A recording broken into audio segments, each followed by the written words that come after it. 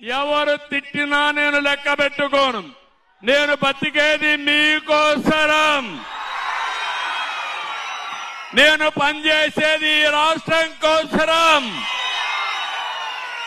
అనునిత్యం రోజుకి 16-18 గంటల పనిచేస్తున్నానంటే నా రాష్ట్రం బాగుండాలి, నా ప్రజల జీవన ప్రమాణాలు బాగుండాలి. మీ పిల్లల భవిష్యత్తు బంగారు భవిష్యత్తు కావాలి. ఆ పిల్లల్ని బాగా చదివిస్తే చరిత్ర తిరగా రాసే శక్తి ఈ పిల్లలకు ఉంది. నేను పనిచేసేది ఆ పిల్లల కోసం పనిచేస్తున్నా.